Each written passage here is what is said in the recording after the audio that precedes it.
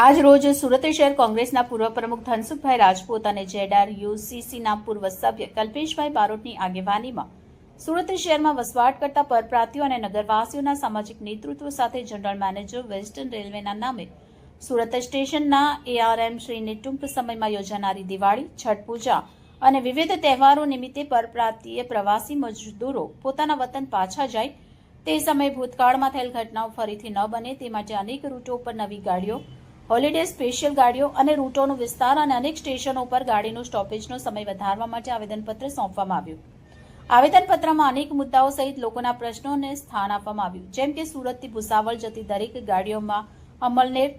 સિંદખેડા અને ધરણગાંવ જેવા સ્ટેશનો પર સ્ટોપેજ આપવું હોય કે ઓરિસ્સા રાજ્યમાં જતી પૂરી લાઇનની ટ્રેનોને ડાયવર્ટ કરીને ગંજામ અને બરમપુરથી નવી ગાડીઓ ચાલુ કરવું હોય અથવા જોનપુર, મડિયાહુ, ભદોહી, સુરિયાવા, આઝમગઢ, દાનાપુર, મુઝફ્ફરપુર જેવા રૂટો પર નવી ગાડી શરૂ કરવું હોય અથવા સુરત શહેરમાં સુરત સ્ટેશન સિવાય ચલથાણ, ઉધના, ભેસ્તાન, સચિન, ઉત્તરાણ સ્ટેશન ઉપર ગાડીઓને ડાયવર્ટ કરીને સ્ટોપેજ વધારવું હોય એવા અનેક મુદ્દા ઉપર દરેક સમાજના અગ્રણીઓ સાથે એઆરએમ સુરતને આવેદનપત્ર સોંપવામાં આવ્યું.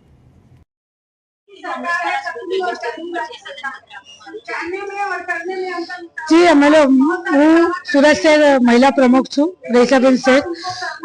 આજે સુરત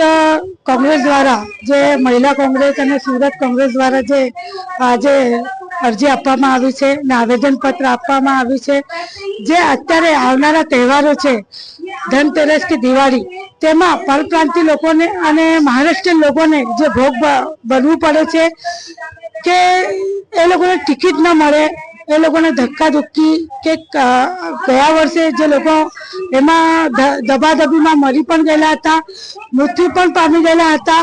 એ બધી વસ્તુ ધ્યાનમાં રાખીને કોંગ્રેસે નક્કી કર્યું છે કે આ વખતે આવેદનપત્ર આપીને રેલવેના જે અધિકારીઓ છે એમને જાણ કરે.